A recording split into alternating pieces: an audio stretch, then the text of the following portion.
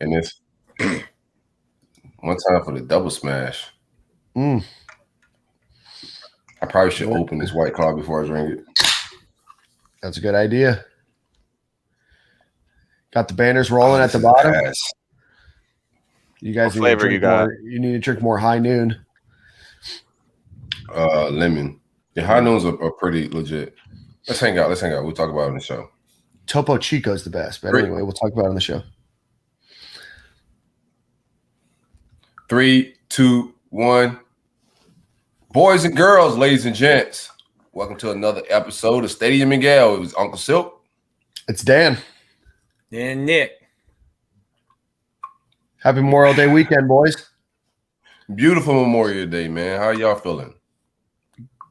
Feeling good. Hey, before we get on the show, I want to thank those that have sacrificed all so that we can have freedom in this country. And the ultimate sacrifice, you all gave some gave all. So we appreciate and honor all of those that we are celebrating this holiday for. Families as well, too. We talk. I mean, obviously, we talk about the soldiers, men and women that go over there, but there's families that didn't have brothers, daughters, sons come back home. Right. So think of the families as well. Absolutely. Memorial Day weekend. You guys have a good one so far? I know it's not over. Yeah, I'm working for baseball. Man. Working for baseball, but a good weekend before that, and a lot of baseball news today. Dan, any discos you go to this weekend? I did not go to any discos. Let's see, what did we do? Went boating for a bit yesterday, which was a beautiful day. Almost got caught on the rain, but Captain Dan came and saved the day on some of those 3 or 4 foot swells. So all the jokes that were once talked about me are over. Basically captaining, some of the toughest seas out there. I feel like I feel like I deserve some medals of saving everybody's lives yesterday as we were trying to get back from Beer Can Island. Fill me in on this. Go ahead. Fill me in on this. What were the jokes about your captaining? Well, at one point in time, Corey and myself and a few others had ourselves a little day on the water. And Silk's dad was a little bit more conservative than we needed to be on the water. So the lies spread. So Nick, it's okay. It was all just a fabrication and tall tales. Nick, that exaggerated. You know I don't like fabricate. I only tell the truth, Nick. Mm-hmm. It was a wild day. It was a wild day for Dan at sea that day. You asked his significant other who was out there that day. The tiger got out of the cage a bit. Did you feel like you were on Titanic? No. If the Titanic was a speedboat and not a big boat, then probably yeah. But overall, it was a good time. You know what I'm saying? Like I'm not saying like we was on like our life was at risk like that or anything. Nothing gets your adrenaline going like fearing for your life on a boat. But he did have a police officer saying something. Oh yeah, so we get to Johnny Boats right there in Boyne area, and that's just like the best spot on the intercoastal when you want to go get some food. Just a good, elegant vibe. You pull up, it's gonna be jazz music or a live band playing, and you gotta wait there. Like you gotta chime things down before you get there. Dan just came in hot, man, blaring music, splashing water. There's a sheriff right there, just announcing your presence. Nick, this was a long time ago. So we've learned, we've gotten better. The signage over there was a little bit scarce. I don't blame my city, man. Yeah, no. But how was the rest of y'all's boys' weekend? Pretty good. Yeah, I had a great weekend. Little business. We had a venue. Somebody used our place for an event this past weekend at the Cush House. So we got to make some money. I got to do some business. I was in Orlando Friday, Saturday. Got back home yesterday, which was Sunday. I just spent time with the kids all day yesterday. Doing the same today. When I get off of here, we're going to go grab some dinner somewhere. Maybe Benihana's, or if we can't get in there, we'll go get some Greek food or something. But we'll grab some dinner. Okay. Nick? We, girlfriend and I went to Embers this weekend. Not an ad, not a sponsor, but hit us up because that's the best steakhouse in Gainesville. Wow. Nick, I feel like you had to defend yourself a little bit. That it was better than Mark's Prime on the timeline the other day. I don't have to defend. That's just a fact. No, I mean, that's just if someone wanted to tell me that I was wrong, then they either haven't eaten at Embers or they're probably ordering their filet medium well. Been to both, and Embers is the spot. Love going there. It had been a while. I think we went there like right when restaurants started opening back up after COVID. We went there like first weekend they were back open. And then just hung out with some friends on Saturday and watched some SEC baseball. I love it. Nice. Well, let's get into the show a little bit, boys. We have a content intensive show this week, but before we do that, as always, give a shout out to our friend Lee Friedland of the law firm of Friedland and Associates. He's going to help you with auto accidents, medical malpractice, nursing home cases, criminal matters, and personal injury cases in every jurisdiction within the state of Florida. Give him a call, 1-800-95-INJURED or yourfightourbattle.com. Again, 1-800-95-INJURED or yourfightourbattle.com. Nick, you mentioned it a little bit. The Gators go into the SEC tournament, win a couple games right off the bat, end up in the SEC tournament championship semifinals, lose to Tennessee, but give us an overview of how the week went for the Florida Gators baseball team.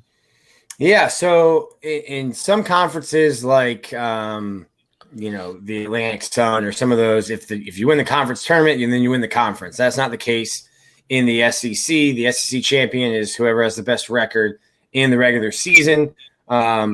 And then, you look at a team like Alabama going into the SEC tournament, they were on the bubble. So that really matters to them. When you look at Florida's seed 15, the SEC tournament didn't matter to Florida at all. I thought maybe if they won the tournament, they could be a national seed, one of the top 8. But clearly that wasn't the case. And the committee wasn't putting any kind of emphasis on the tournament for Florida. So the goal when you get to Hoover, if you're Kevin O'Sullivan, is get your pitching staff ready. And Tommy Mace looked great. Hunter Barker looked great through a complete 7 innings with a 10-run rule over Mississippi State. Really shut down the number 5, a really good offense in Mississippi State. And then, you start off 3-0, trip up against Tennessee. But at that point, hey, we've already got our pitching set for regionals. Just get home healthy. And Arkansas has had a little trouble with that. They had 2 pretty big injuries in the tournament. So that's something to look forward to at the Fayetteville Regional. And Florida luckily gets out of Hoover without any injuries and get the number 15 seed. So they'll be staying at home. And Corey, we got to talk to Kev. Might have to get both of you guys up here this weekend because Florida's hosting Miami, South Alabama, and South Florida, Dan's hometown team.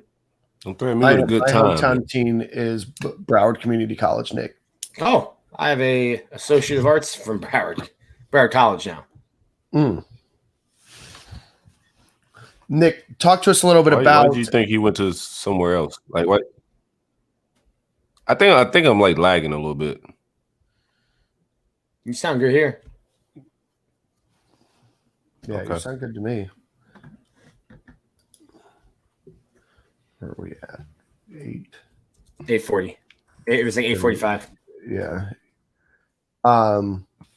So what was the last thing you heard?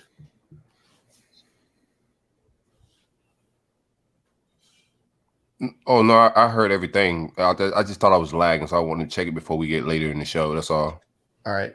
I'm going to check if you're lagging. How quickly can you respond to this? Yo. Okay, cool. All right, you're not lagging too bad. Maybe a half a second or so.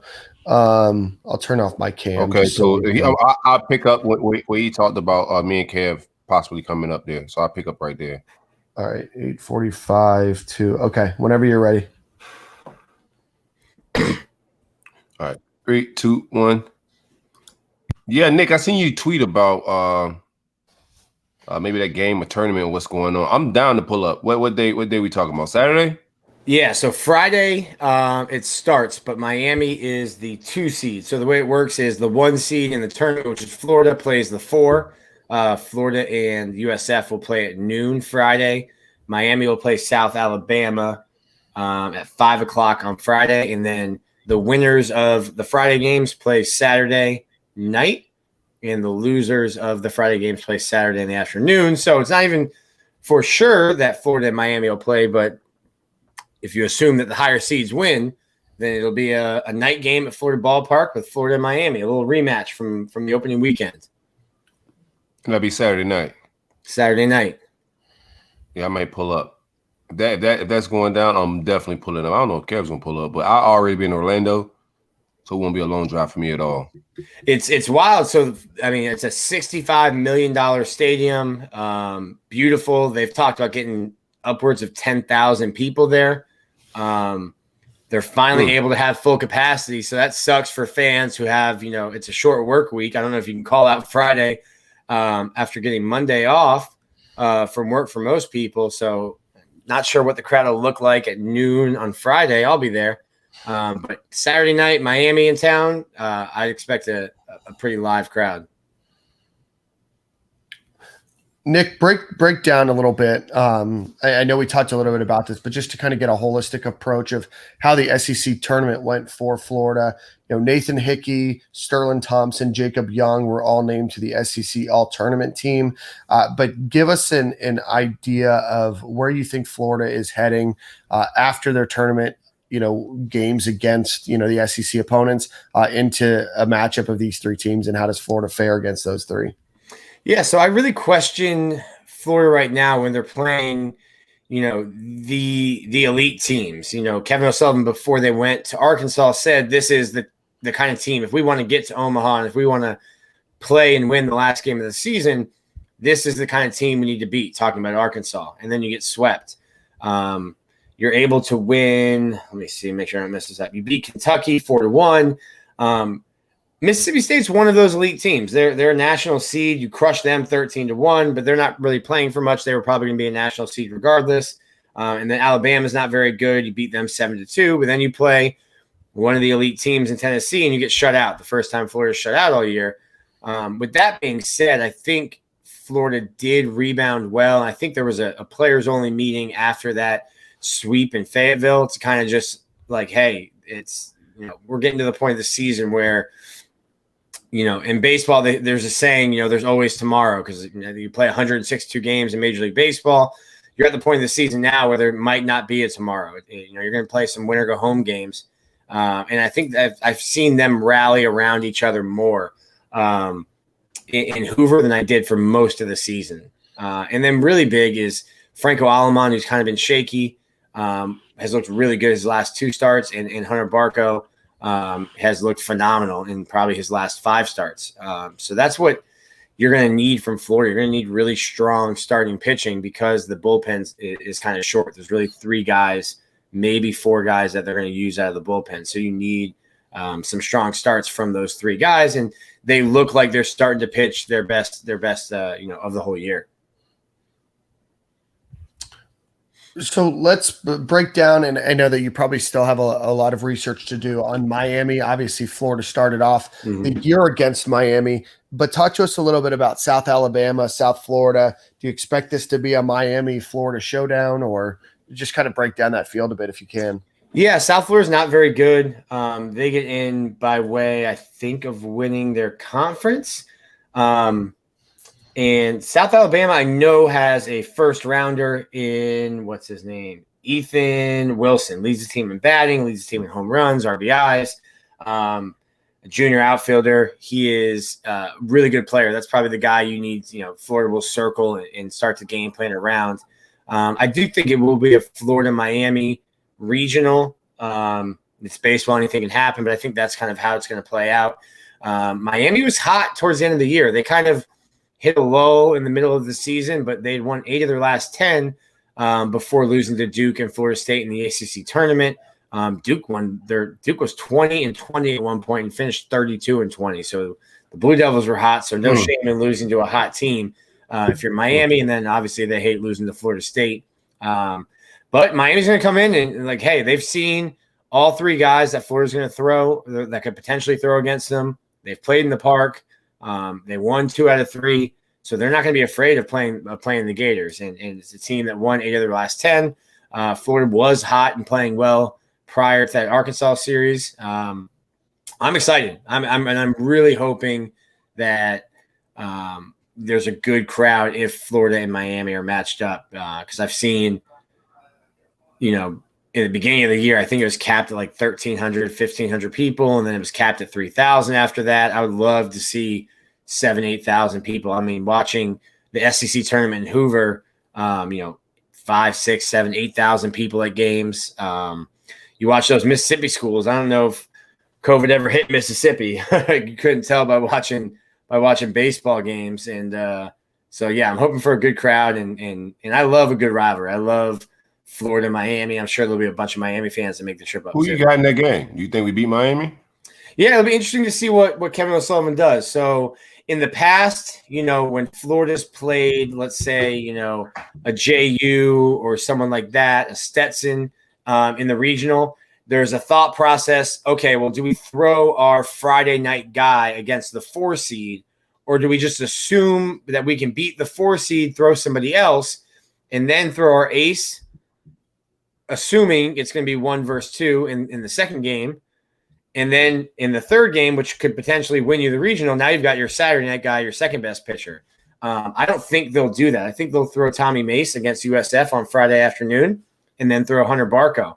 And I think the way Barco's been pitching with some of the lefty bats that Miami has in their lineup, I think that's a good matchup for Florida. It's just tough because Florida's just the only thing they've consistently been this year is inconsistent, and that's pitching, hitting. I think they've found a good mix, though. Dan mentioned Nathan Hickey. He looked really good over at third base, really hit the ball well in Hoover. And Matt Cassetti, who replaced him behind the plate, much better defensively than Hickey there. So I think Florida's kind of found a good defensive mix, and then they've got a good lineup. You're going to need your guys, Jacob Young, Hickey, and Fabian to hit. And Miami's got some good pitchers. So that's to me what I want to see, and I'll ask Kevin O'Sullivan when we talk to him Wednesday how he handles that pitching rotation. Nick, want to ask you about Nathan Hickey. He obviously started most of the year at catcher, moves over to third base, wins honors at the tournament at third base. Why did Florida play him at third base? How did the catcher play? And touch us a little bit about that situation. So Hickey is a second-year freshman, but he's draft eligible this year. When he came to Florida last year, they needed a catcher. So he had caught some in high school and in travel ball, but was mainly a third baseman, shortstop, corner infielder. So they kind of asked him to play catcher, and he's had to learn on the job. He's not a good defensive catcher. He's going to get drafted this year, and he's not going to be asked to play catcher at the next level. So really him catching is just doing it for the team because the team needs him to. And his bat's too good to keep out of the lineup. So I think when you look at catchers, and if you know anything about baseball, you look at like a Major League Baseball team and you're like, why is the catcher hitting 215? That's terrible.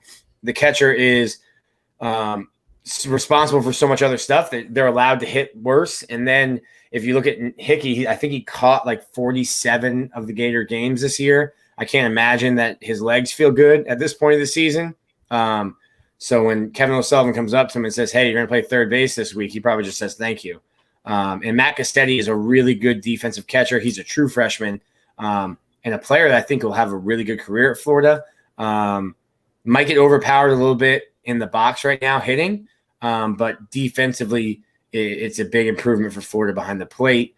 And yeah, I think Hickey did well. He's only played third base maybe 2 or 3 times prior to Hoover, but made some really good plays over there. Do you expect to see that same lineup? Yeah, in the regional.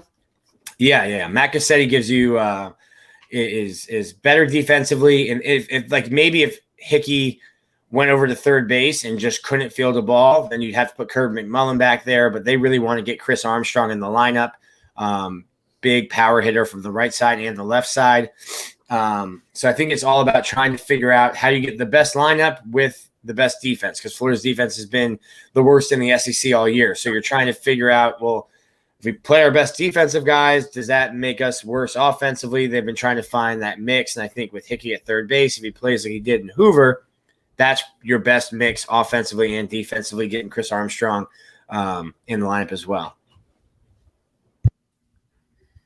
Gotcha. Nick, fact or fiction, Florida wins the regional tournament? Fact. Let's go. Send me to Austin, Texas, Dan. You want to come? Yeah, I love me some Austin, Texas. I don't know if I could believe him because he hyped me up in the beginning of the season. I thought he was like about to win the World Series and all that, man. And things took a turn real quick. So I'm gonna tread lightly, Nick. Hey, someone's got to get these lies off. That's usually my job. I was gonna say it's usually Soak's job. Nick, want to ask you before we move on. There were some rumors that LSU's coach, I think, retired.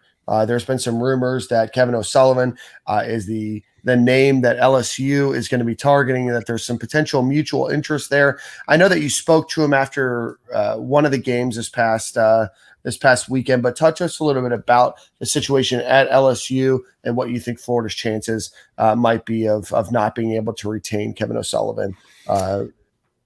So Palmineri is a legend down in Miami. And he spent 15 years at LSU. He's a Hall of Famer, a national champion, won the SEC, I think 4 times, the SEC tournament 6 times. He's a legend at LSU, and he followed a legend in Skip Bertman, who is, Skip Bertman is God at LSU in terms of LSU baseball. LSU has a rabid fan base, but I'll go back to 2016. Texas has had 4 coaches since 1940, and the Texas job opened up. They forced Augie Garrido, another Hall of Famer, forced him to retire. They thought the game had passed him by, and Texas came calling for Sully, and he could have gone to the most storied college baseball program in the country, in the history of college baseball. That's a place where it's monopoly money. They would have thrown whatever at him. The donors for baseball specifically, there's no end to what you can do at Texas. Sully turned them down. Credit Jeremy Foley. That was the last contract he signed before he left and handed the reins over to Scott Strickland. They ponied up. They told Sully, who was making $650,000 at the time, here's a 10-year extension, $12.5 million, making him the highest paid coach in the country. And they told him, we're going to build you a stadium. And they've done that. So to me, I don't know what the benefit of going to LSU is right now for Kevin O'Sullivan. Florida has shown that they will play ball with anybody when it comes to compensation for your contract and facilities. You just opened a brand new $65 million ballpark.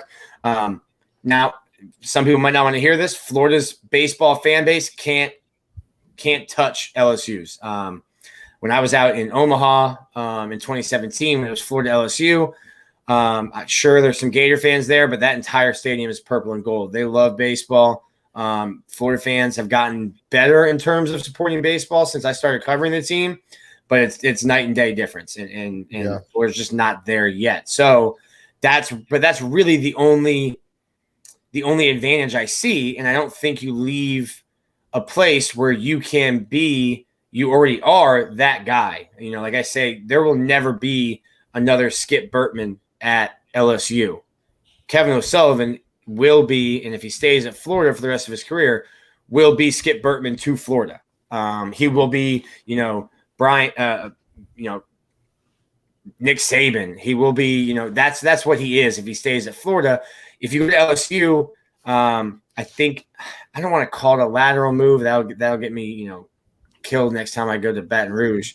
I just don't see the advantages. If we're talking back in 2016, before Florida had really put a big financial backing into the program, then yeah, absolutely. But I think Florida's shown Kevin O'Sullivan that, hey, we will spend whatever we need to make this program, a national competitor.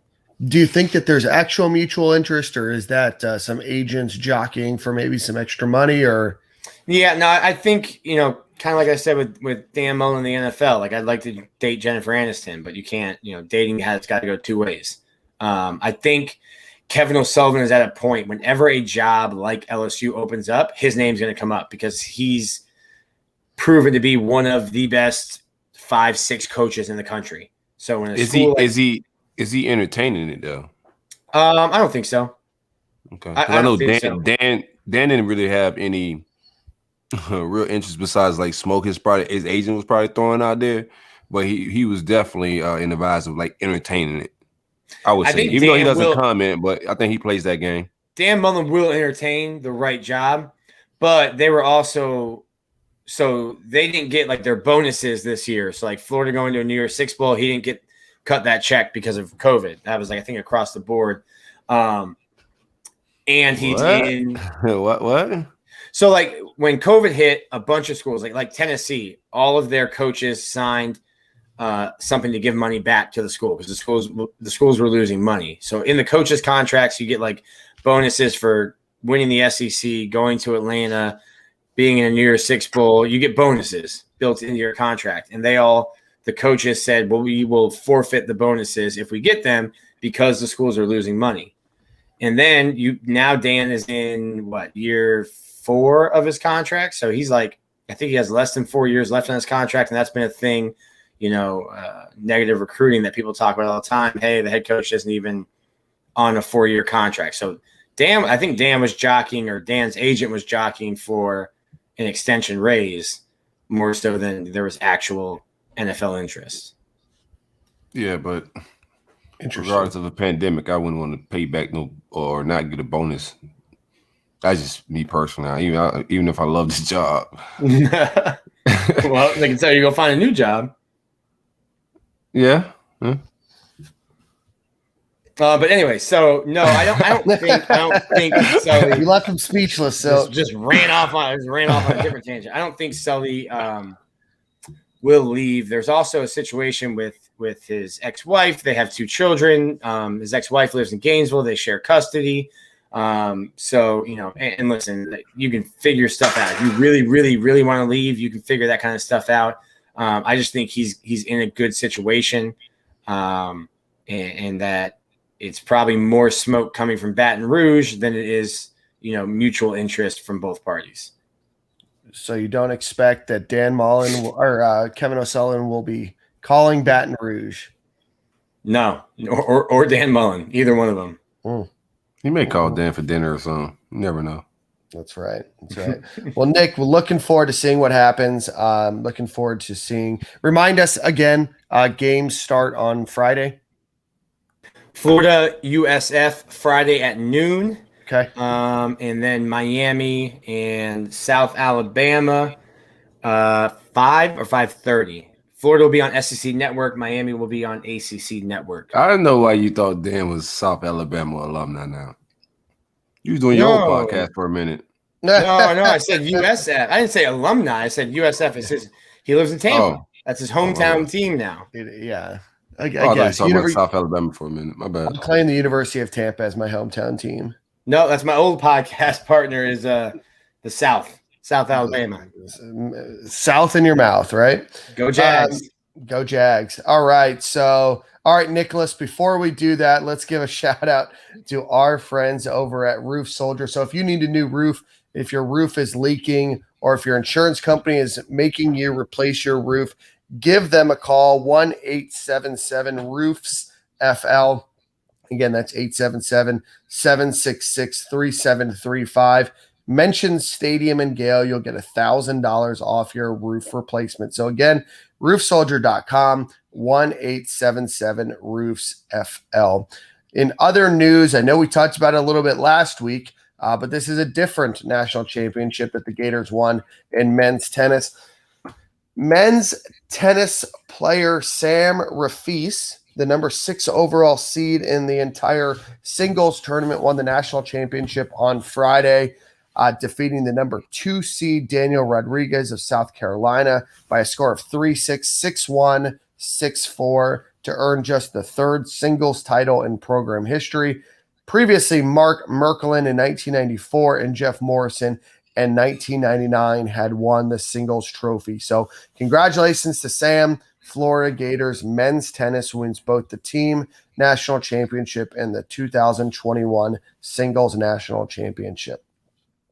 Men's basketball rounded out the end of their staff, boys. Akeem Miskdeen, I believe is how you pronounce it, has joined the staff from FAU. He was a former assistant under Dusty May, who was a coach under Mike White previously. He previously coached at Hampton and Kent State as well. And then when Dusty May was out for illness for a couple games this past season at FAU, he filled in for 2 games. So I know that wasn't necessarily the name that we were expecting. We had Neil Blackman on the show last week that mentioned an assistant coach at Virginia Tech. He will not be joining, and the staff is bringing on Akeem Miskdeen to the staff announced yesterday. Any thoughts? Yeah, I think Neil, and talking to Neil and talking to Eric, there were 2 guys that were kind of in line and early on, and those fell through. It's just wild that it seems to like almost come out of nowhere. The 2 hires, there were 2 guys that were rumored for so long, and I know that they had spoken with Mike White, and then kind of out of nowhere, just get two hires pop up. It seems like a name pops up on, Thursday, and then Friday the hire's made.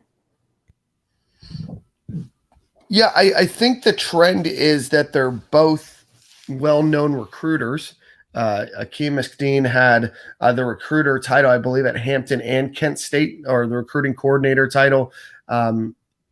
So I think that's what they're bringing. But I think my biggest question mark is, and again, I don't know enough about basketball to give this opinion, but, it's our podcast, so I'm just going to let the takes fly, is that I'm not sure they're bringing in coaches that are great at, or exceptionally well-known, I guess is probably the better way to put that, as coaches, right? I don't think that recruiting has ever been a problem at the University of Florida, but I do think the questions have always been on the way that this team is developed and the way that this team is put together and the way that they gel and the way that their chemistry is. Florida and Mike White have never had a problem recruiting. It's when they get onto campus, what happens to them. So I'm a little concerned, but again, I don't know enough, and, we'll bring Eric Fawcett on, but real quick, the guy that Eric said, or not Eric, but the guy that Neil said, the X and O guy, did they not hire him?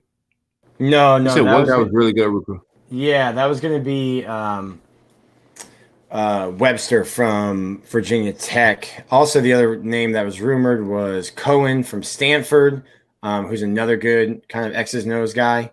But Cohen has an associate head coach title at Stanford, which is a good program. They're up and coming. They're not up and coming, but a good program. And he was not going to get that at Florida. So it's almost like you're taking a step back. So I think that's kind of where that fell through. But I think Neil's point still stands. And I don't think any of us are basketball coaches, but Mike White has gotten more and more into the X's and O's and the offense. And I think we've seen it take a hit on Florida's defense and the offense. And I think they are looking for, a quote unquote offensive coordinator, someone that, is more involved and then more involved on game day as well. Did they get that? I'm saying that you said we got 2 recruits. Did we get a guy that could change the things offensive, or we're going to still have the same no identity on offense trying to figure shit out again? Another year of that. I don't know. All right. So what I read about Akeem Miskdeen is that he was responsible for guard development. And I know that Florida has some questionable play at guard over the last few years, especially from a developmental perspective. But again, he's climbed the ladder, right, a bit, from Hampton to Kent State to FAU. FAU just had some of the best seasons that they've had in their history as a basketball program. He's young. He's African-American. I know that he's got a great reputation. But again, everything that I read about him seems to talk about how good of a recruiter he is, but not so much about, him as a developer of players, and certainly the talented, the level of players that he's going to be coaching at a Kent State or an FAU are different than Florida, but hopefully we'll be able to see some development from him. And then just reading about Christian Webster, who was the coach at Virginia Tech, he may have turned down Florida, or he may have gotten a promotion that they haven't announced yet. But Virginia Tech Scoop, which is part of the 247 network, quoted an article from, I guess, Mike Barber from the Richmond Times-Dispatch that the Virginia Tech Hokies expected Christian Webster to stay with the program, and that he's no longer going to be entertaining other additional opportunities. So that might be a chance that Florida threw some money or an opportunity at him that he then later turned down. So take that as you will. Already. Let's see. Outside of that, other news in terms of what's going on in sports. Unfortunately, the Gator softball program that we've talked about with a lot of fanfare this season, their season ended after 2 losses to Georgia. They were the number 4 overall seed in the national tournament for softball. They were a super regional host. They stormed through their regional in the super regional. However, unfortunately, they lose 4-0 and 6-0 in both of those games. Sad end to their season, but congratulations nonetheless for the successes that they had in a weird season, obviously impacted by COVID as well. I think I was surprised.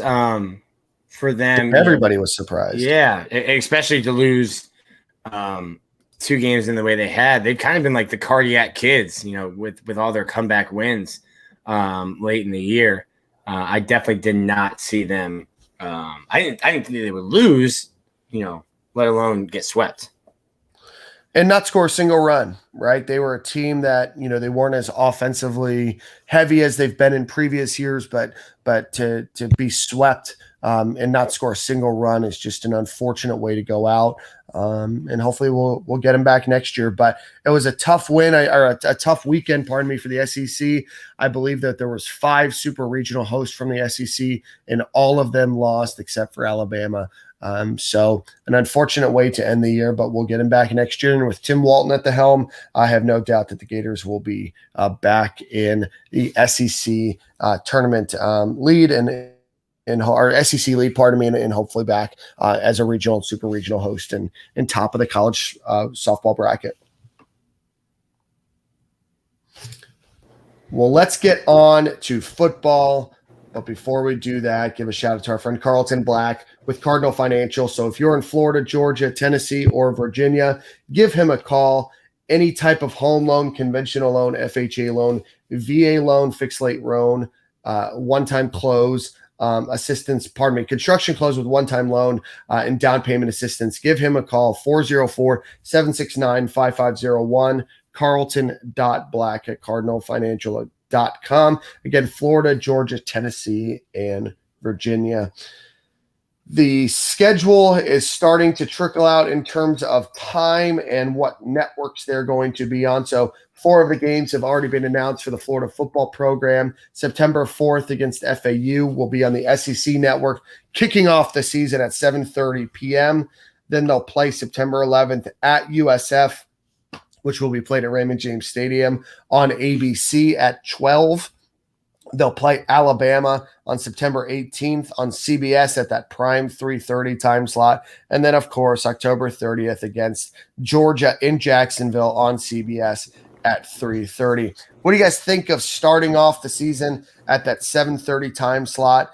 And then what do you guys think about that Alabama game at 3:30? Yeah, I wanted to ask that. So I think the 7:30 opener made sense because you got so many really good games there. I think Alabama, Miami, not that will be a good game, but more marquee matchups, at least in name. I think I assumed that. And then I assumed CBS would pick that, Florida-Bama game up. I wonder, it's crazy because fans want a night game.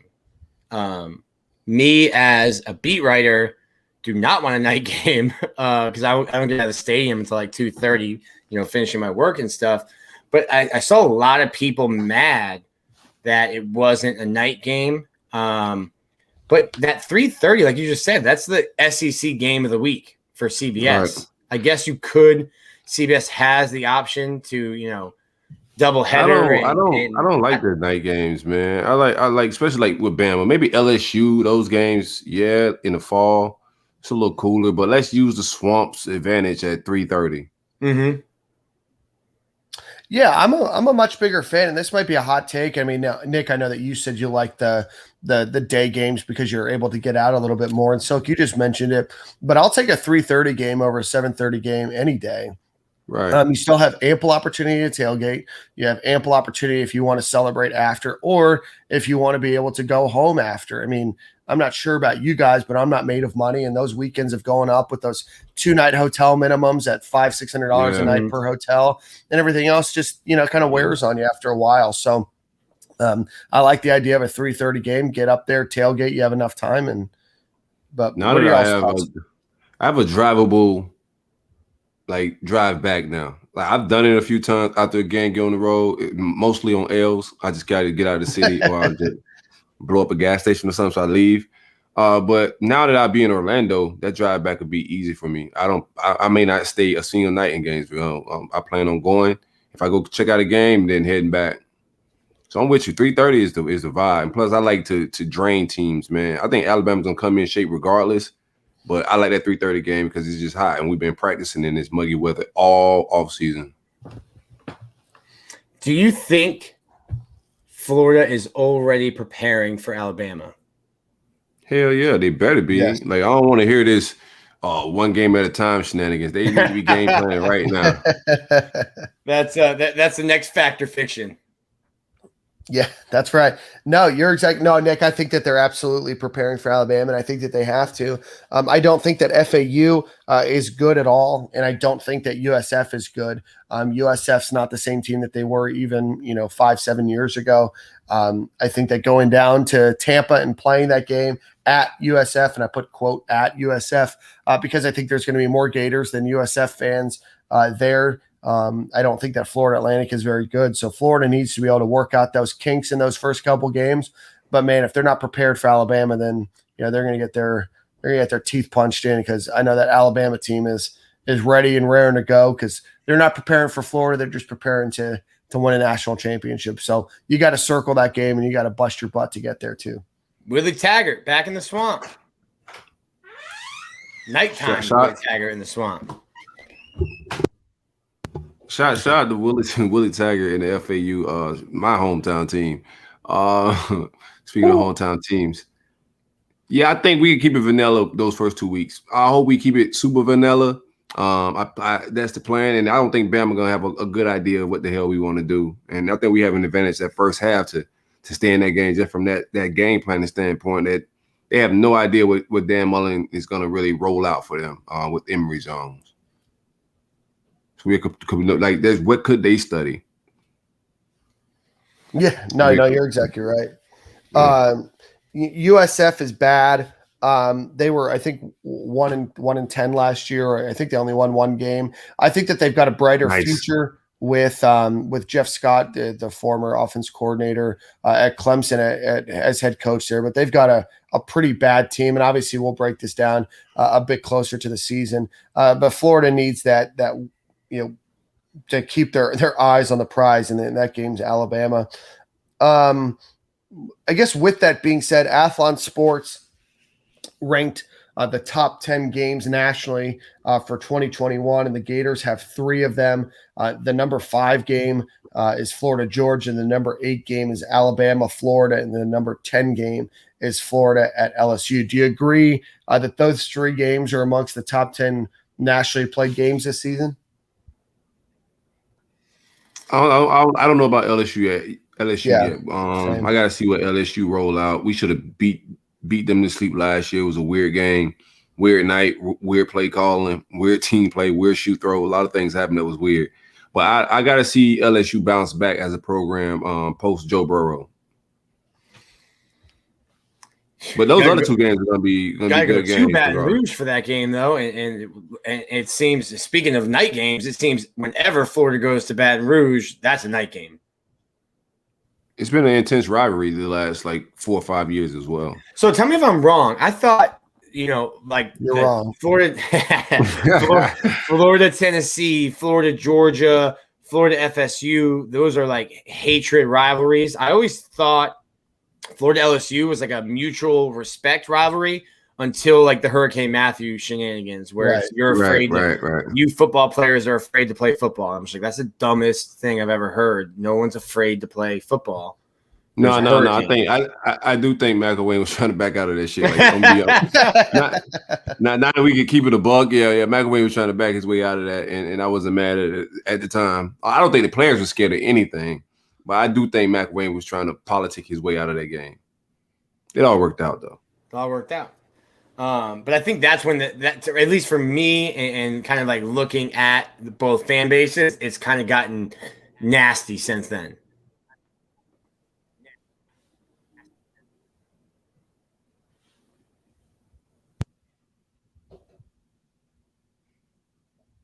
Everything good? What happened? Oh, I'm here. I'm here. I thought Nick cut out. Sorry. I did too. Yeah, no, my bad. When was that? That was at 45. 45. All right, cool. 3, 2, 1. Yeah, no, I agree, Nick. It's been nasty. The games have been close. The games have been tough battles.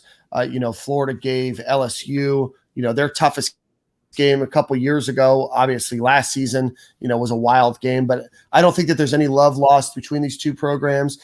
You had the goal line stand at that game that Florida won, and ever since then, it's just been wild. I'm excited to see it, though. I really like that cross-divisional rivalry. I don't love that we have to play a good team every year. While some teams get to kind of skate through, like Alabama gets to play Tennessee every year in their cross-divisional. But I am excited that it's a game that I look forward to every year. I look forward to it. Besides Georgia, it's probably the game that I look forward to most, followed by FSU third.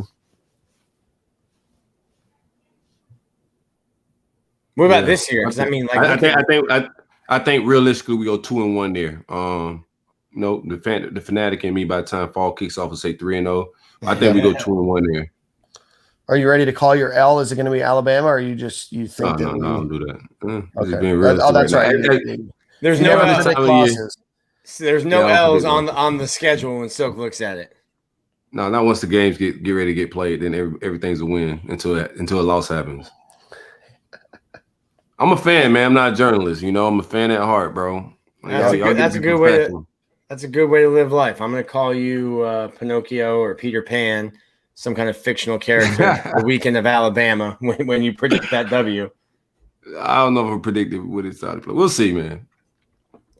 I like where we stand at. I think we got disadvantages for us. That there's really no disadvantage in playing Bama, but I do think we got some playmakers to score from afar and do some explosive things, and they don't have any game film on Dan Mullen or what he wants to do with Emory Jones. So I think the first half we can make it interesting, and we'll see if we can hang.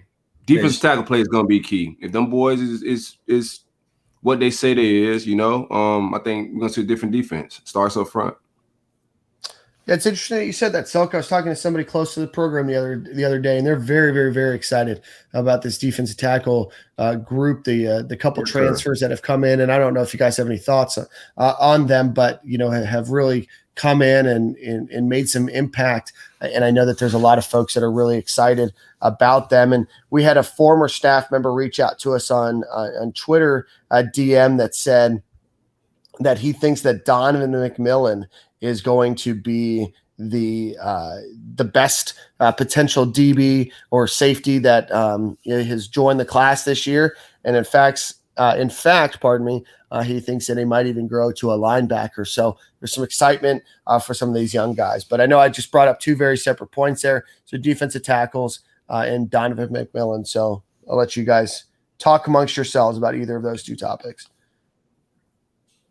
I like McMillan, and I think he's a guy that can play in a number of spots. So, Who you talking, Daniel? McMillan, yeah. Yeah. we talked about it before. He's a coach's kid on campus early. Everything lines up for I mean, the opportunity to play is going to be there. Everything's lining up for him to get on the field and make some things happen. I like him. I think it's just going to be interesting where they put all these guys. I think DeJuan Black's going to throw some things in the mix. We got a transfer DB that just came in. A lot of capable guys. The DB room just got more competitive, so I just want to see how it all plays out. They like to get guys that are tweeners. They can play more than one position. So I just want to see how it all play out. Who plays the star? Who plays safety? You know? I think Who do you have as star right now? Both of you guys. Any idea? Well, I got Trevez and Dean at safety. You got Trevez over Torrance? Yeah. See, I got Torrance over Trevez right now. Same. No, I got Trevez there. Trevez is a guy that could also play nickel. Off like nah. He's like back it's 2-1, but whatever. Completely dismissed both of you. It's 2-1, but whatever. Real nonchalantly was just like, okay, well, you guys are idiots. Okay, moving on. I like Trevez at the star. I don't like him. I don't know if I got him starting at the start with guys, like I said, with guys like DeJuan Black coming on campus. And the transfer also is a guy I think can play at the nickel star, whatever they want to call it. But I do like Trevez and the star. I like him at safety as well, but right now I have Torrance ahead of him at safety. Yeah, but that nickel spot's not black and white. Like if it's 3rd and 3, you're putting, Amari Burney there. Please, I hope not. Or you're putting a linebacker there, and if it's 3rd and 13. You're putting a DB there. It's like a position that isn't just one person is going to be playing there, unless it's Chauncey, who I think might be the last person we've seen play it really, really well. Right. Yeah, and you have Kamar Wilcoxon is a guy that I know that they have been putting at the star position as well. Mm-hmm. So I think Star has a lot of stars. I think Trevez is the better starting safety option right now. But if you're trying to get, the best 11, maybe, he could be the best star. And then you figure out, all right, well, who's the next best safety option? But I think, like you said, DeJuan Black's a guy that can probably play that star spot. I am big on DeJuan Black.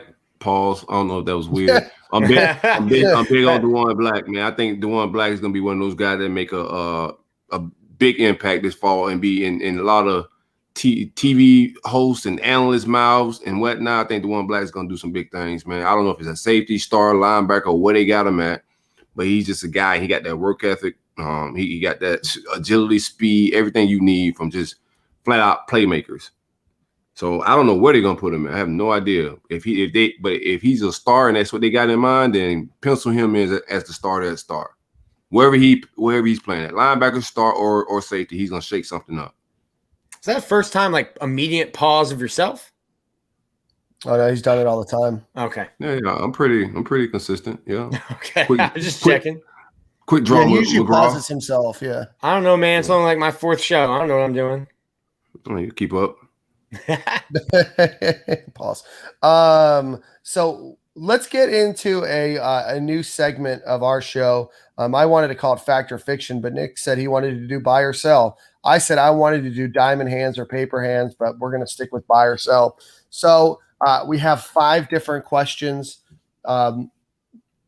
Silk, we'll start with you because you're the first person that added it into the chat. Dan Mullen is buy or sell. Dan Mullen is the 3rd best coach in the SEC. Agree. They got Nick Saban at 1. Jimbo Fisher at 2. Both those guys have a national championship. Jimbo just put on a clinic to Dan last year. We should have won that game. We were just out coached, to be honest with you. So I think that's the right pecking order, right above your man Kirby. Yeah, and that's really where the conversation has to start. Do you have a natty? And then if you don't, then you can't be ahead of one of those 2 guys who does. I would say he's a better coach than Kirby if you're talking X's and O's on game day. I bet Dan would love to have Kirby as his recruiting coordinator. But in terms of just factor in both who you got. Like if you just got to weigh in all of it together because Kirby is a great defensive mind. So you weigh all the X and O standpoint of recruiting in everything, and you think it's. I think it's really close. I think it's close just because Kirby's shown to be so much of a better recruiter than Dan.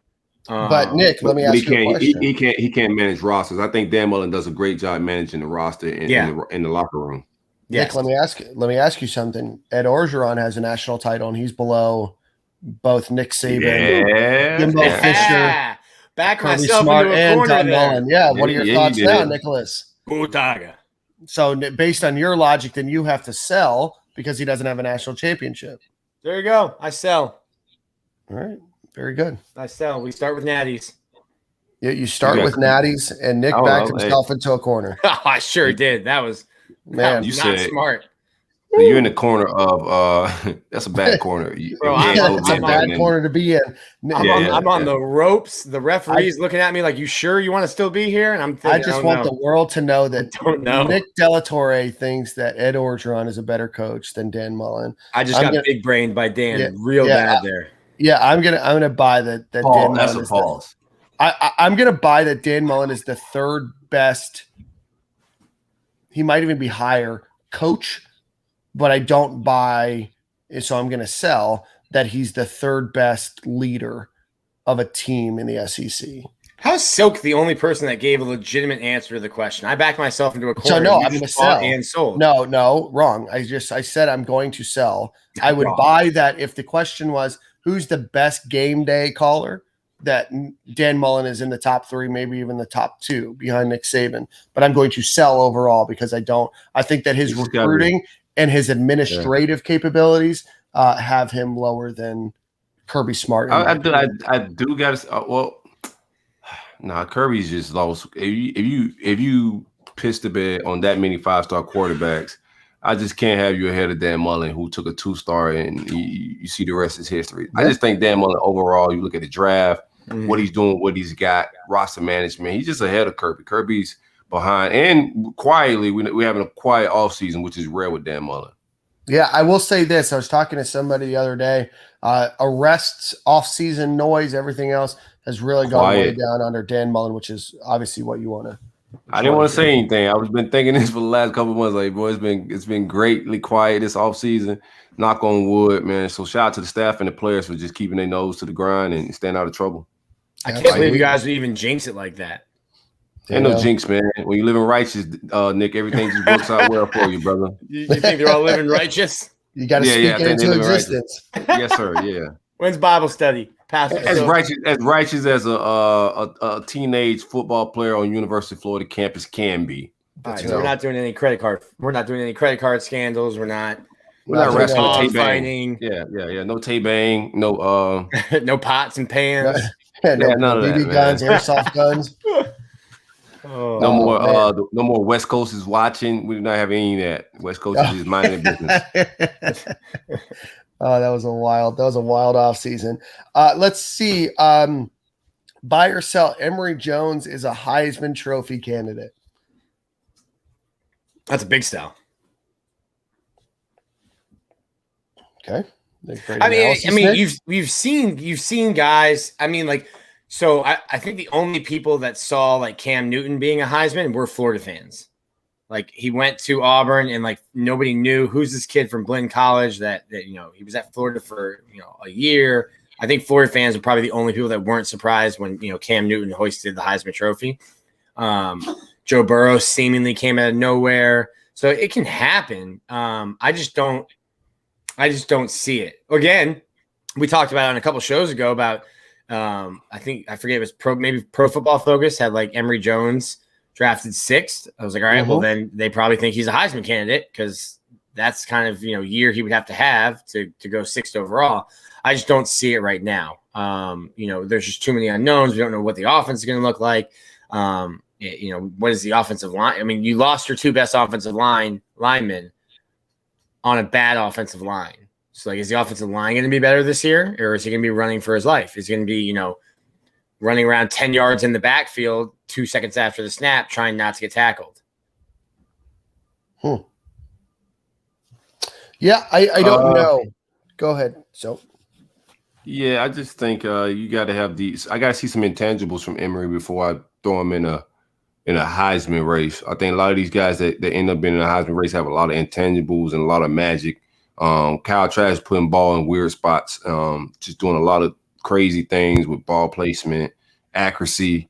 I just got to see the intangibles from Emory. I think Dan Mullen will make his quarterback productive. Emory's been in the system a few years. He knows what Emory's good at. So I think he'll have good to I don't know, great numbers, but he'll have good numbers.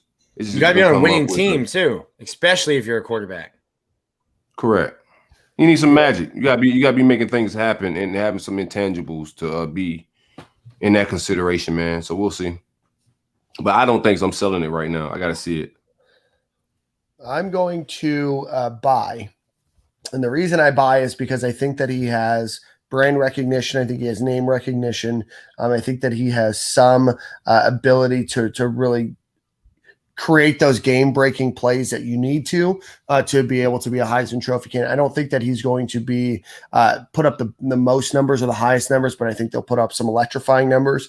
I think that Dan Mullen has coached him. He was handpicked. I think that he's developed him. So I'm going to buy that Emory Jones could be in the Heisman Trophy conversation. I think that he, right now, I'm going to say that he sits right outside of my top 10, but I think that he has the ability to work himself in to a top 10 in the Heisman Trophy race, which is what I believe. I think he has the ability. I just don't know. I got to see it for him to be in the Heisman race. Isn't really 10 guys, really. No, sure. Yeah, so I got to see. I believe he has the talent to do it, and he has damn sure have the quarterback coach to put him in position to do it. But right now, just me, I don't have enough. Like I don't have enough spring game highlights. I've seen him make plays, but not like for me to be feeling like he's about to be in some Heisman talk. Talk to me after the Georgia game. I mean, after the Bama game. Then we'll see what's up. Yes, sir. I will make sure that I talk to you after that game. Let's see. Buy or sell. The Gators are going to end up with a top 10 recruiting class. I'm buying that, man. I'm buying Florida recruiting right now. So yeah, I'm buying Nick Evers on the trail, letting his nuts hang quite a bit, man. We in Texas. We grabbed the recruit this past week. We talk about that in a little bit, but we're getting fast too. Yep. We're not just grabbing guys. They got an objective of being one of the fastest teams in the country. Dan Mullen is hitting on guys that are running 10,500 meters or better. So I'm buying Florida recruiting right now with Nick Evers being the man in charge. We talk about that a lot, right? Like the quarterback's got to be that guy. He's got to be like the point guard of the recruiting class. You got to bring people in with you. I think, like Will Greer did that. I think, you see guys do that. And it's a big week for Florida with the barbecue going on. And I think Evers is in town already. I can't imagine. Like this week is huge for Florida recruiting, but it's kind of weird. Like normally you wouldn't want all of these officials so early, but like you've had how long has this dead period been going on? Like more than a year. So I think it's smart by the staff to be like, okay, let's get everyone on campus at the same time, get them all together, get them all talking, and then hey, maybe you start getting some of that. Hey, let's play together. Let's look at all the talent we have here. If we all commit, what do you think we can do at a school if we're all playing together? And you probably lead that with Evers on campus. No, that's really good, Nick. I'm gonna buy that Florida ends up with a top 10 recruiting class. I think we've talked about this extensively on our show. I don't think that Florida's ever going to be the most elite recruiting program under Dan Mullen, but I think that Florida finishes somewhere around 7, 8, or 9 this season, and I think they're starting to really get into their stride. They have a big weekend coming up, and we're going to talk a little bit more about that. That's why we haven't talked about recruiting yet, because I want to break down all of that collectively together. But I think that Florida ends up with a top 10 recruiting class. So I'm going to buy that. So stay tuned next week. Yeah, I didn't say buy or sell, so I buy. Okay. So we got 3 buys on Florida being a top 10 recruiting class at the end of this recruiting cycle, which leads us to Florida grabbing a commitment out of Texas. Speaking of Nick Evers, Julian Humphrey, a 6'1", 185-pound 4-star cornerback.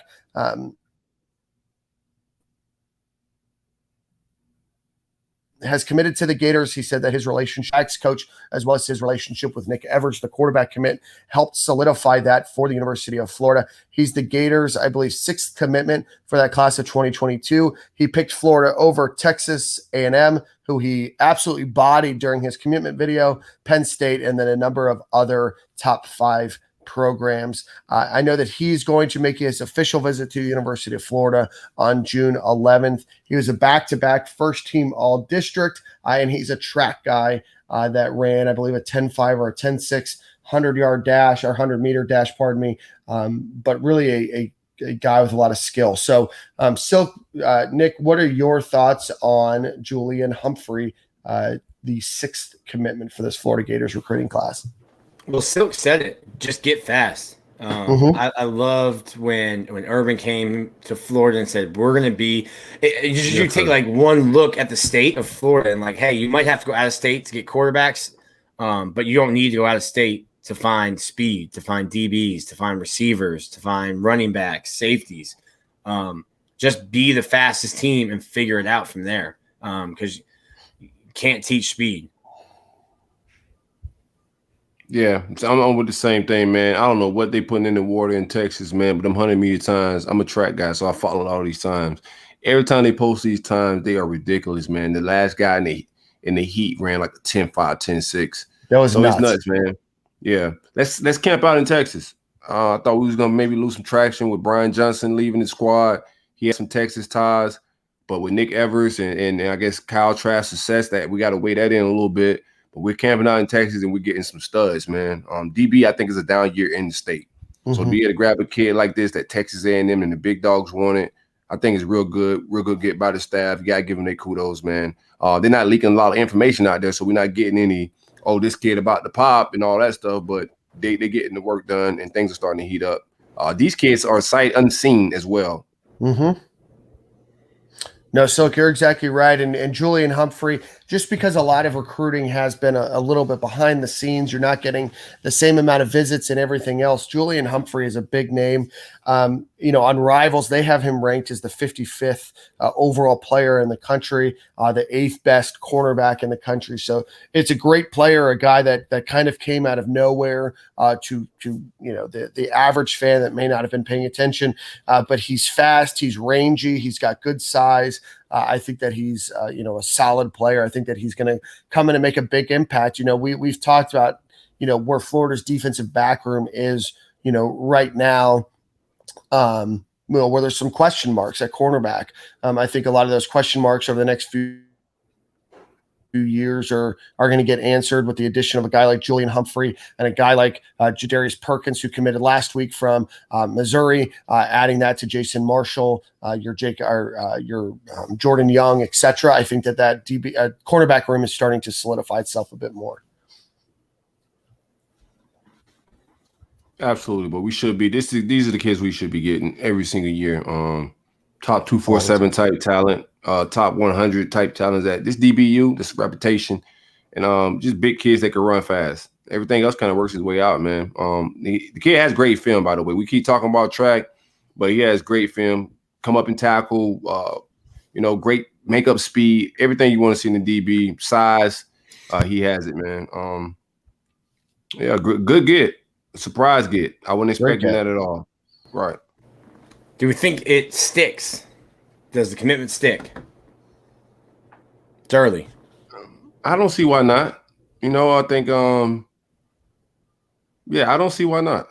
I don't think we have a problem. We've had a problem with flips. We've had a problem with getting them, but I don't think we've had a real big problem with the players that we go out and get, the big dogs, them flipping. And we've had Georgia and Bama come out of guys that we've had committed.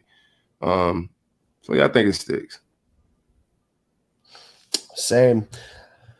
With that being said, June 4th, we've talked about it for the last couple months. The Gators will be bringing on a slew of prospects over the next couple of weeks. It's going to start, like I said, with June 4th. This weekend, coming to town, we'll break this down based on where they're at in their process. 3 commitments are coming to town this weekend. Defensive end commit Francois Knowlton, who's been committed to the class the longest. This is going to be his first time to meet with the coaching staff. He's also going to visit Florida State on Tuesday. CJ Hawkins is going to be coming and meeting with the coaching staff as well. His parents are an alumni of the University of Florida, so I would imagine that he's been to campus before, but this is going to be his first visit, visiting as a prospect. And then we've mentioned him before, quarterback commit Nick Evers is going to be joining that group as well. Joining the targeted list is going to be running backs, Terrence Gibbs and Damari Alston, who are going to be coming to town. Receivers, CJ Smith, Sam Mbake, who I know Connor covered heavily at his 7-on-7, and we talked about him at the last Facts Only conversation we had. Isaiah Horton and Jaden Gibson will be coming to town. Any thoughts on any of those guys that we just mentioned, guys? From a recruiting standpoint, I think we got, looking at our commit list, man, you look at it, a lot of athletic guys with a lot of high upside, like the Hawkins kid. I'm forgetting that the offensive tackle that we got as a basketball player as well, Livingston, I'm thinking. Yep. We got guys with a lot of upside. So a lot of those rankings are going to change, but you just want the physical freaks that could do things that the average kid can't do. So I like all of our commits. It's not anything on there. I think one we're going to end up shedding real soon here, but I like the quality of kids we got on our commit list. And having them on campus to be able to recruit is going to be good this weekend, man. This week. It's not even a weekend thing. It's starting to heat up, man. June's going to be fun. Excited to see visitors again. It was a boring summer last year. Quayshawn Sapp, who's an offensive lineman, is announcing his decision in July, but he will be on campus. Florida's competing against Florida State for his commitment. I know that the Gators are really excited about bringing Jaden Gibson into town, the wide receiver that we just mentioned. He's a Florida legacy.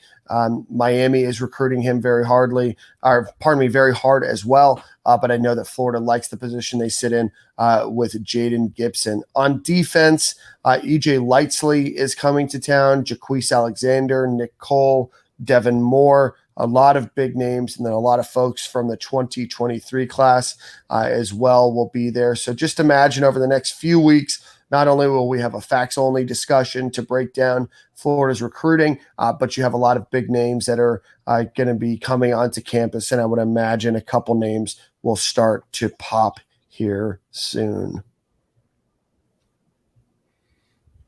Good stuff, good stuff, good stuff. Let's give our friend Greg Brunt a shout out, and let's get to some Gator news of the week. And then I've got one final question, and we'll take us out. Definitely. Shout out to the best of the best when it comes to insurance, the great folks at Brunt Insurance and Financial Services. If you need any insurance from home, auto, renter's insurance, life insurance, or any financial services, be sure to hit them up at bruntinsurance.com or 954-589-2204. Big coverage, big policies. Greg, what up?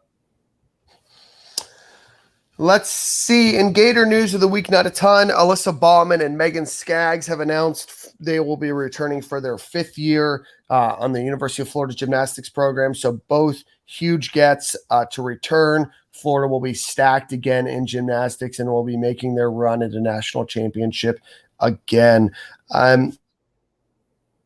In terms of women's basketball, incoming freshman Jariah Warren was tabbed as the Gatorade Player of the Year, the Max Preps Player of the Year, and the state of Louisiana's Miss Basketball by the Louisiana Sports Writers Association. So big get for Cameron Neubauer and the Florida Gators women's basketball program. So congratulations to Jariah Warren. Men's golf has wrapped up after going 40 over during the first 3 rounds of the NCAA tournament finals. However, Ricky Castillo is right now tied for 16th and will be continuing on as an individual contributor in rounds 4 and 5. So best of luck to Ricky Castillo, and congratulations to the men's golf team that made it to the finals of the NCAA golf tournament. And finally, a name that you probably haven't heard for a while, but it's still hooping it up, is national championship basketball player Walter Hodge was just named as the most valuable player of the Basketball Africa League. This is their first season. Actually, one of their investors is former Florida Gator legend Joakim Noah. So his team, Zamalek, won the first ever Basketball Africa League championship, 76-63. Walter Hodge had 12 points, also had a rebound, and will be not only the first MVP of the Basketball Africa League, but also a champion as well. So congratulations to Walter Hodge. All right, guys, final question of the show before we get to Manscaped, everybody's favorite ad read. We got this question from Twitter. Obviously, we know all of the big names that everybody's looking forward to on offense and defense in football this season, but what player are you most excited about that the fan base isn't really talking about? Nick, we'll start with you, bud. Who that they aren't talking about? We'll start with offense. Start with offense. Well, no one's talking about that Bowman guy, right? Yeah. On offense, I'll go with we've talked about him, but I don't think he's the first name. You know, when you talk about receivers, it's Shorter, Copeland, Xavier. So I'll go with Trent Whittemore. Jeez Louise. Well, you know, it's my gym rat. You're a thief. I just think he's so versatile. You can put him inside, you can put him outside. And he's just crazy athletic. I think he's a guy that, especially early on in the season, you don't have a lot of film on him. He's not going to be someone you game plan for. And we talked about Dan's ability with X's and O's, probably understanding that, knowing that, and a guy that you could probably see, if he stays healthy, start the year off, hot. Silk, what about you, bud? I'm going to go with Zipperer, man. Keon Zipperer. I think he's a guy that you could put in the slot, tight end, maybe put his hand in their H-back tight role, just be a release valve for my man Emery, a little safety pocket there. But I think he has a quietly good year. The tight end role is going to be a little wide open, and a lot of people not talking about him, but he had a good year last year as well. He made some plays. So give me Keon Zipperer. Yeah, I like all of those picks, especially because Trent Whittemore was going to be mine. So for sake of conversation, yeah, you've been hyping Trent for like a month straight, bro. Like every week you come on here and say nobody's talking about him. I know, and then I have the one opportunity to hype him up a little bit more, and Nick just steals it from right under me. So I like that pick of Keon Zipperer too. So I'm gonna go. You know what? This is for Vari. Nobody's talking about him because he's been here for 6 years. I'm gonna go with Rick Wells. I think that this is his year that he steps up and has a solid contribution for the University of Florida. The credibility of the podcast is just plummeting. Well, I'm trying to rebuild my brand in Jacksonville. It's taking some hits recently. I don't think it's gonna help, man. Probably not. No. I'm just trying. You're better off cheering for like Nathan Hickey and Colby Halter. Some 904 guys who I've seen Vari in my mentions after baseball games recently. I could see that. No, you know what? There's a lot of people that are going to be able to have opportunities to play this season at wide receiver. So that's probably not a good pick for me. I probably could have picked like an offensive lineman, but last year I picked Stuart Reese to be the most valuable player on offense, and that didn't go very well. So I think the reason Rick Wells might stand out is because he's a bit more of he's been a blocker, obviously, for quite some time. He's not going to be the flashiest guy. And maybe, just maybe, all of that time spent with Emory Jones on the second team will pay off for him. So that's my justification there. It took me about a minute and a half in my head to figure it out, but that's my justification. How about defense? I'm going to go with Kamar Wilcoxon. I think getting on campus early last year and getting the experience, even though he didn't play a ton, but just getting the experience of traveling and getting into the environments and seeing the speed of the game will really help him. So I'm going to go with him because I think he's a guy, again, like I said about Trent, a guy that can play in a bunch of different roles. And the more roles you can play, the more packages you're in, the more opportunity you have on the field. I was surprised to see Ventrell Miller name just on so many NFL scouts big boards for next year, like draft. Like he's top 2, 3, 4, 5 on a lot of important people boards. So give me Ventrell. I think Ventrell puts it all together. I think he's a guy that possibly could have jumped this past year. He started making some plays, and linebacker is a down position this year. I thought he could have probably jumped and got drafted. So I think he puts it all together and makes himself a lot of money and do what he got to do to be the anchor on the backside of that defense, man. Give me Ventrell. I like that. And then I'm going to go with Rashard Torrance. The biggest reason is because I think a lot of people have penciled in Trey Dean and Trevez Johnson, but I think Rashard Torrance was probably the best safety, new safety that Florida had last year. And I think that he's going to earn himself a starting spot. And I think that he's going to be a guy that's a multi-year starter at the University of Florida. So I'm going to go with Rashard Torrance there.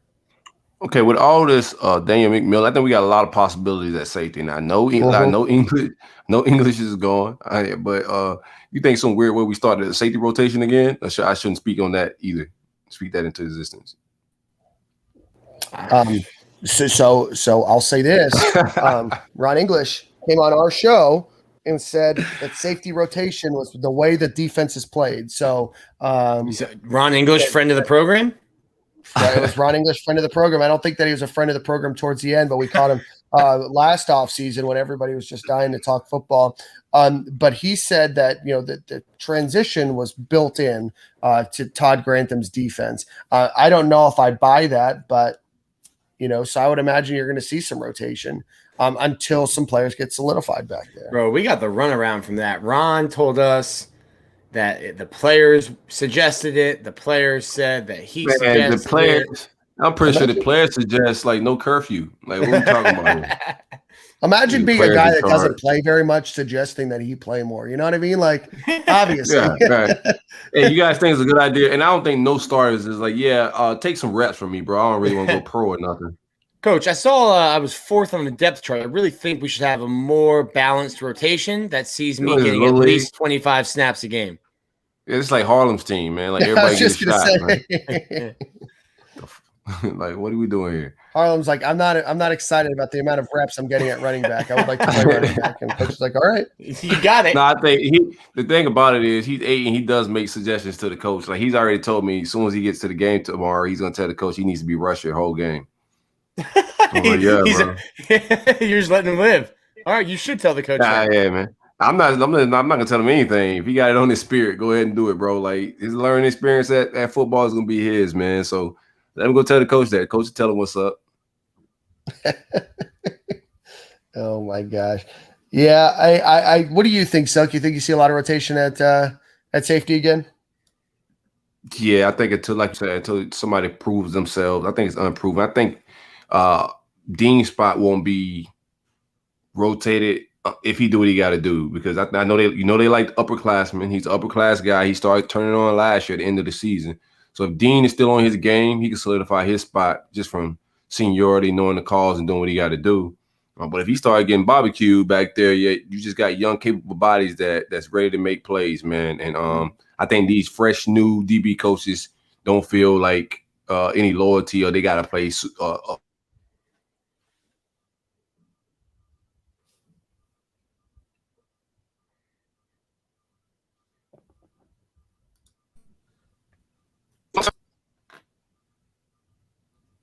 No? Did y'all hear me? Sorry, you cut out that last part. Let's Nick, get Coach Jewell. Yeah. Bro, it's definitely Dan's dial-up. No, it's definitely not my internet. That's a T-shirt, bro. That's a T-shirt. Dan's dial-up. It wasn't my internet. Yeah, I'm at my mom's house, so it's probably acting up over here, but I want to give Coach Jewell some love, man. I think we've talked about that hire. He's landed some transfers. He landed the kid out of Texas. That kid bigged them up in his article.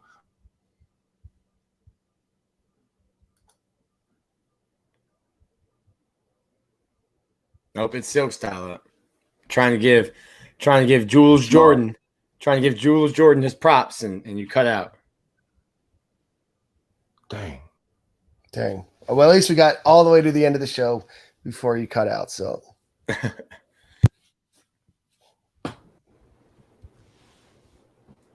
I'll give it to him.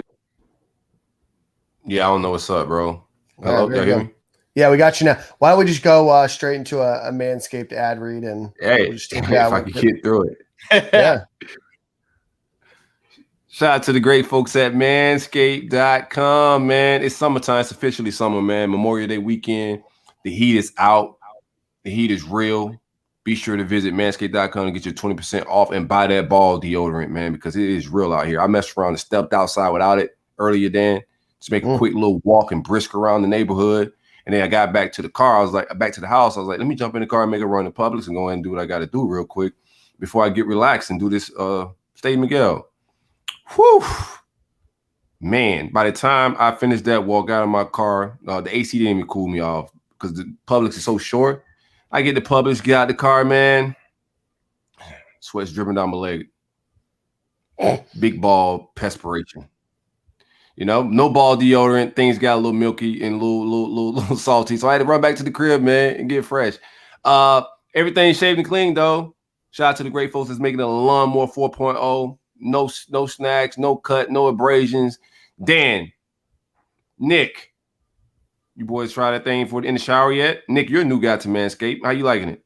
You feeling it? Feeling it. You shouldn't be I don't know if it. I don't feel like I've taken as many rides as you. Is your mustache still there? I got mustache and eyebrows is only hair on my body right now, my brother. All right, tune in next week to see if the eyebrows are still here. I was thinking about not doing armpits, but then I was like, yeah, it looks a little egregious when I wear like my tank tops and it got like I got Don King in the headlock. So let me go ahead and trim him up as well. So eyebrows, mustache, only hair. Shout out to the great folks at manscaped.com. Coupon code SG at checkout for 20% off and free shipping. Yep. All right, Nick, I think you have the song of the week, my friend. I do. I got a question, though. It's so when is I started listening to it's a song that I think came out in like 2016. Is that is that not old enough to be listening to now? Like, I'm in a weird spot with it. No, you can definitely play song. We've had oldies featured on this here show. Well, right. No, but that's what I'm saying. Like, I'm in a weird spot. It's not an oldie. It's definitely not new. Right. Well, I'd say you just pick the song, and then we'll let you know what our thoughts are. All right, we're gonna go with Blue Notes from Meek Mill. Oh, that's a nice little jingle there, Nicholas.